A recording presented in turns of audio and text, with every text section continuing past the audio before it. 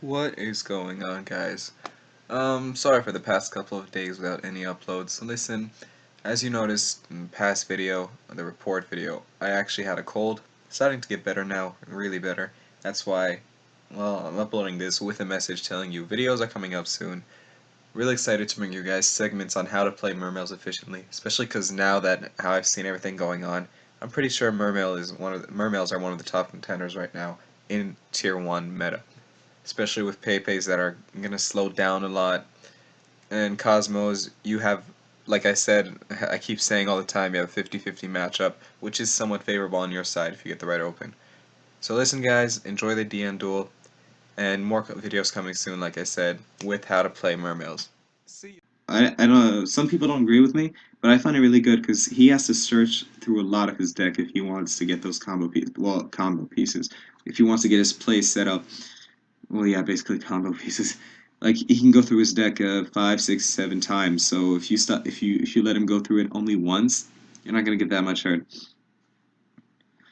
Like he's gonna have 4 spell cards in his hands that search, but if you let him go past one and you shut down 3, that's 3 dead cards in his hand. He's gonna most likely have to end turn, and then you just go off from there, OTK or anything. I'm gonna just take out the upstarts, so it's slow. What I usually like to take out in this matchup is the 1-for-1, because it could be a dead card if he starts. Other cards I like to take out 1 instant fusion, because again, it could be a dead card, so I keep those upstarts and get those cards I want. Okay, this is a bad example, guys. Please don't hate me. But you'll see the Draw and Lock Bird. It should come through. It should come through. Twin Twisters is a good card against him. See how well it performs. But yeah, you know how brick hands happen, man. That happens to everybody. Like, you can't judge me for that. Let's gain that K off of Upstart. But like I said, life points don't matter in this matchup, but hey. This looks pretty bad. By the way, I could drop the Draw and Lock Bird. Let's say I did. Because Draw and Lock Bird is whenever you add to hand, even drawing cards. Like it says it on card. Drawing cards is also considered as adding a card to the hand. So if he goes Upstart, you can draw and Lock Bird, which is great. He's gonna get a summon off, sure. Well, he already had a combo piece in his hand, so this might not end well for us. I mean, like, you're bound to lose one game against a Monarch every now and then, even 2 in a row. But only if you get those terrible, terrible hands. Like right now, we can clearly say I bricked. It's a shame that I had to brick with Draw and Lockbird, but yeah. Nah, that's not even a card to help us get back. We could summon the gun to attack this, right? Yep. If we attack this, he won't get a search. I think I'm going to use the gun to attack. But then again, because even if I draw Megalo, it's not going to help me now. So yeah, I'm just going to summon the gun and attack. Yeah, that guy he contribute to. Unless he has Erden in his hand, or whatever she's called, the big level 8 light one. But I guess it's fine. We'll just attack the squire. Now he gets a tribute summon in addition. I could see how what I did was right now was a misplay, but let's just leave it at that and see what happens.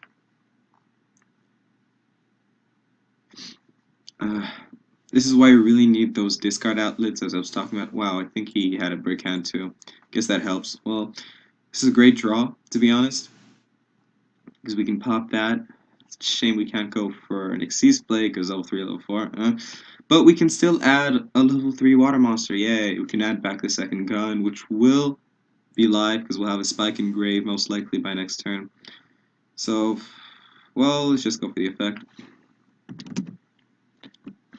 I'm tempted to not discard the infantry, keep it in hand. Well, we can still pay cost.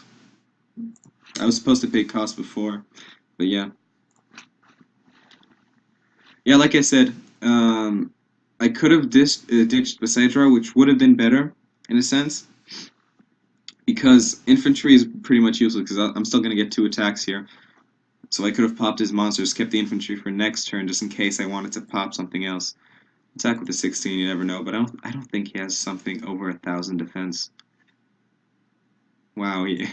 Okay. So, I guess I got lucky and he bricked as well.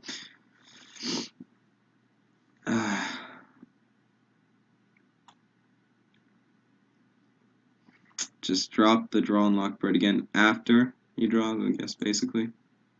Because it's after the card resolves, yada yada. Well, if he ends his turn right now, I guess I can say that the draw and lock bird is justified.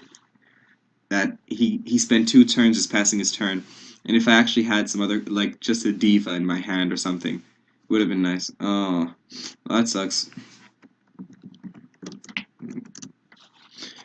If he goes for Vanity's Fiend, I don't mind. If I draw into Prince, I'll just be able to pop it, search, and then go off from there. If he goes for Majesty's Fiend, then I got a big problem. Yeah, that's a Majesty's Fiend. That's really bad. I need to draw into a Raigeki, or nah, not even Instant Fusion helps me. Not much I can draw into. Wow.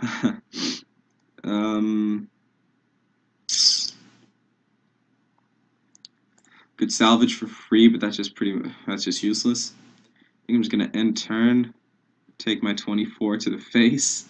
He's gonna get a search off of Pantheism this turn. He's gonna be able to go off. It's a shame. I really had high hopes for that brick hand. Like, I thought I could do something out of it, but I don't think it's gonna happen. I'll take that 24. I think next turn's my last turn. Oh, no, now this sucks. Now this really does suck. I think I'm gonna have to salvage, set something, try to survive. Then again, what I could do is infantry. Since it's a continuous effect, I will get my second normal summon. Diva. I can go for a Herald, which is pretty much useless. Because Herald won't even be able to negate the Majesty's Fiend on board. What else can I do?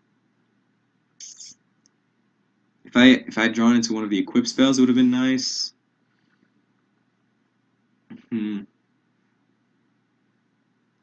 Well, I think I'm still gonna salvage this turn. Adding back the gun to the infantry. I'm debating whether or not I should set a monster, because he can go 56 damage next turn if he has the level 8 light monster, as I mentioned. I could just set the gun, because gun's effect won't be live, unless he does go for that play. You know what? If he goes for that play, like I said, summon the level 8 light monster, and then special summon the level 8 dark monster, his Majesty's Fiend will be dead, and so gun's effect will be live, and I'll be able to summon back Spike, get Spike's effect, ditching the heavy infantry, and then popping a monster. So I think I should keep gun in hand and not summon anything this turn. And who knows, maybe he'll just swing for 24 and pass his turn. This seems like another 20-minute long video. Tell me if... You know what? I think I should ask this question in the beginning of the video, because not most of you will reach it to this part of the video. I'll see if I'm better off doing shorter videos or not, because most of you might be disinterested in this super long videos. Like, it's... Who's actually gonna watch these long videos? If you like, tell me if you guys, if you just watched this and got this far, please let me know. What do you think about this style of video? Like, how long it's been? I guess what I could do is, instead of uploading matches, just upload individual duels.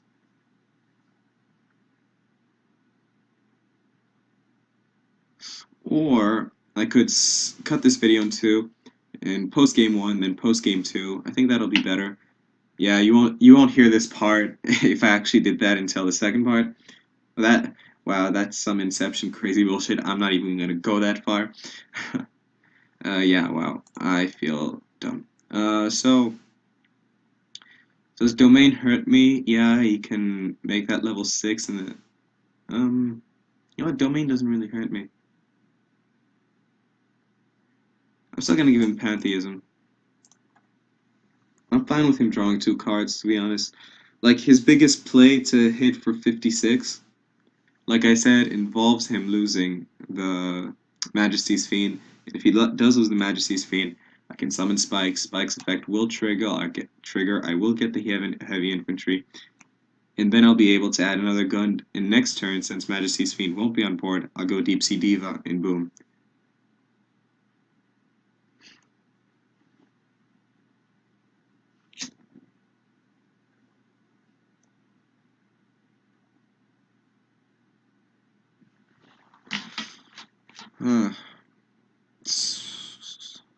But if he swings for just 2400 and passes, I might be in another bad situation.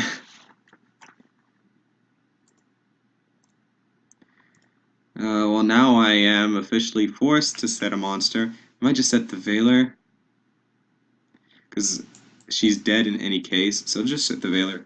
Veiler is useless in this situation.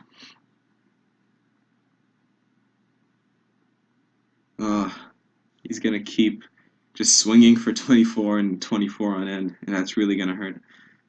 Then again, what he can do is take the Storm forth. But that just makes my Regeki even better. Now I think we've lost this one. He just has to go Storm forth and attack. We'll just see if he has another monster in hand. He just needs that second monster, and we're done for. Just tribute it right away and see if he reveals a monster. Yeah, that's 48. Game 3. I'm gonna keep the upstarts this time. Gonna be ditching a 1-for-1, because like I said, with the Fiends, just get rid of it. Gonna keep Veiler, if he goes for that Aiden. I could take out Max C, but I usually keep it against him, like really, because even if you go 1-for-1, it's like, if you go 1-for-1 for Max C, like you just draw one card, it's like another upstart. I could take out an Instant Fusion instead of, which I will be doing, to be honest. And done. This time, we will be going second, yeah. Like I said, you want to go second with this deck as often as possible. But I usually like to go first sometimes, because it essentially it allows your combos to go off without, look at, he's got to tribute something at Monarch already, without him putting out a floodgate on board. If it's Vanities, we're fine. Oh my god, Majesties. Well, we were fine until that got dropped. What can we do here to protect ourselves? We could set a marksman, but we really don't mind the damage, like I said, so we're just gonna pass. So I got 24.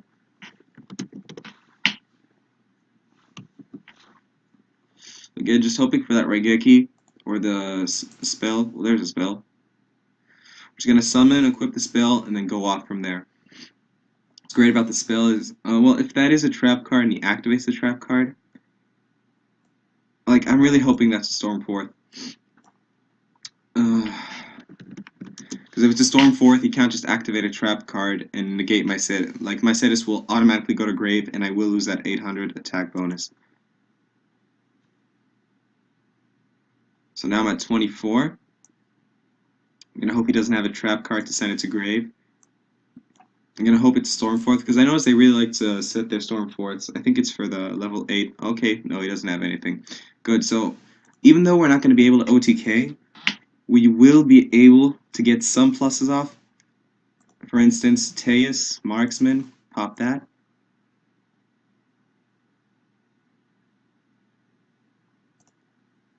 Yeah, I'm supposed to summon first. We're just gonna go in defense, because no point in going attack. Bigger defense. Declare my Fs. I'm gonna target this with Marksman and search for a gun.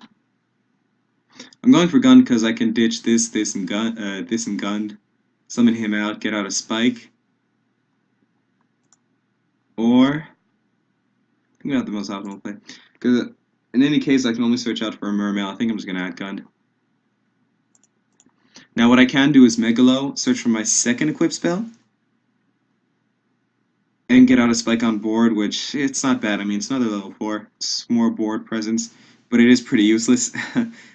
And yeah, that's what I'm gonna do. I'm gonna summon the Megalo.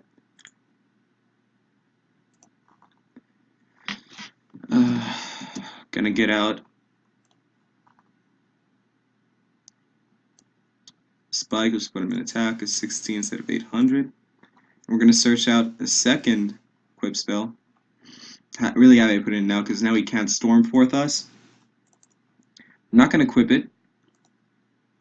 We are going to do is I'm thinking I could go Gaios because he won't die to a Stormforth because of Mizuchi. And I'll be able to negate his effects, even though I already have a Veiler in hand, so it seems pretty overkill. But it's my only chances of getting a pretty decent monster, even though these two are already pretty good, that can go skill drain, and I'll still have the ability to negate spell card effects. I think I'm actually going to go for it, yeah. But then again, now that I think about it, I could go for Red Ice Flare Dragon and still equip the Mizuchi to the spike. Or even go Draco Sack, because Draco Sack is pretty much Red Flare, so there's no point. I think I'm going to go for the Red Flare Dragon, just to get that burn damage off. Like I said in my last video, like, I really, really love Red Flare Dragon, Metal Flare Dragon. It's one of, ever since it was released, like, it was one of my favorite cards, I don't know. Just so awesome, looks so badass, deals at 500, indestructible. I mean, I will agree with you, this is not the most optimal play, but you gotta love it. Ends up passing his turn, we're just gonna swing. Attack with this first in case there's a replay and I'm gonna have to attack into this. Because it has 24 defense, I attack with this first, I won't be able to attack with it later on because of replay rules. Right now we're pretty good, I mean, we can negate a spell, we can negate a monster effect, and any card he activates, any effect he activates, he's taking 500 damage for it. No matter if it's negated or not, it's as soon as he activates.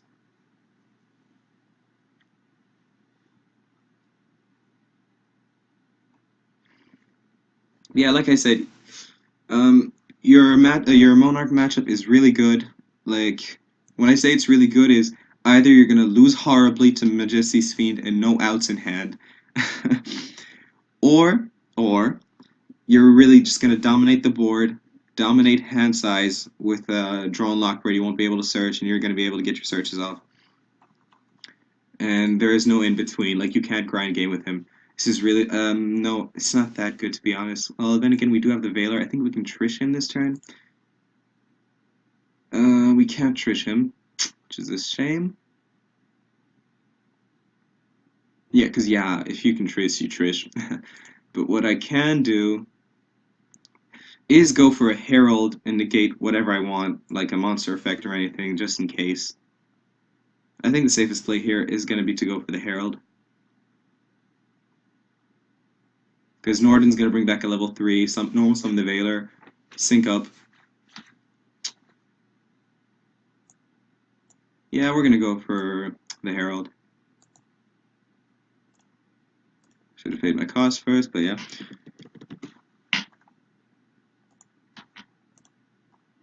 Gonna summon out a level 3, doesn't matter what. Go for Marksman. Normal summon the Veiler, go for our Herald. I'm playing fast, I would wait for responses, but the video is already 30 minutes long, but like I said, maybe I cut it up in parts. You guys will find that out automatically. Thinking about any XCs that could be better than just attacking straight up. And I don't think there are any. I think I'm just going to attack straight up. And then attack directly. I think he does have an effect in grade. I don't know. So yeah, that was the first match. Pretty sure I cut this video. I'm going to cut this video in parts. I hope you enjoyed. More videos coming up soon. Let me know if you want to watch anything. Let me know how I can make things better. And all in all, have a nice day. Peace out.